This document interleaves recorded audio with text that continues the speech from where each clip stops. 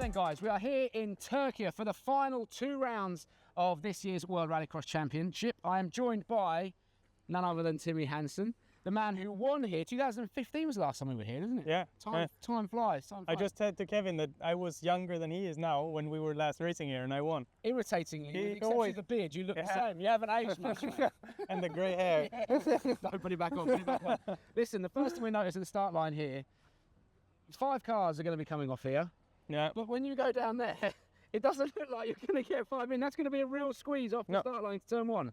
Yeah, exactly. Doesn't look like you put 5 cars side by side right there, does it? But the one from 5th is actually going to have to kiss the wall all the way down if we're going to be able to stay 5 side by side. So straight away off the line, things are going to get spicy, literally, I don't know, 40 metres in. Yeah, and you see this wall on the left kind of comes in on an angle a little bit, so it will be very easy for the one on pole to get squeezed, unless you have a meter on the one inside you.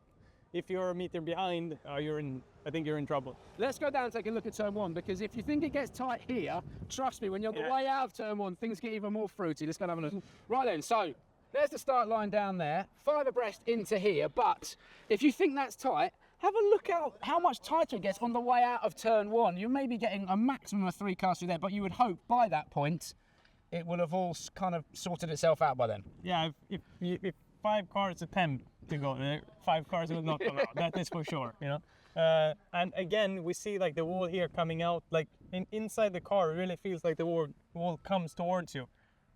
If you try the outside line, get a tap, that wall is going to come hard to you. Well, and as we've seen all year, it's so important to get a good start here, isn't it? Because the margins are so fine. Let's press on down to here, Timmy, because obviously we've got the Joker split coming up.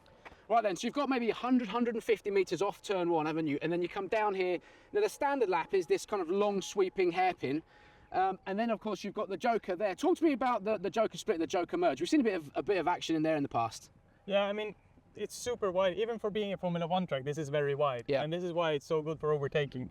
In the Joker, it's deceiving the entry is actually very hard, the braking zone, because you got to squeeze in between 2 tire stacks, and then it's super narrow in there. It's a very different character of a corner. But you come out with a bit more speed, like right where we are right now.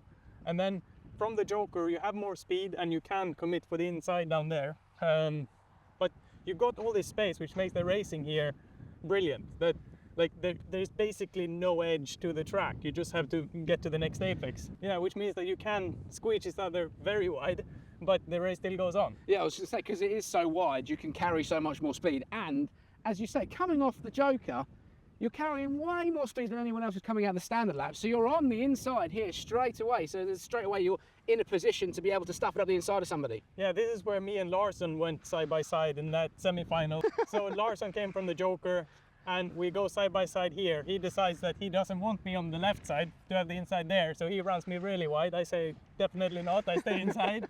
So we both run wide out of there. Christopherson cuts across, but breaks too late into the hairpin. I cut across again. It was everything happening, but it's thanks to the width of the track here. So I think it's not a fluke thing that it happened.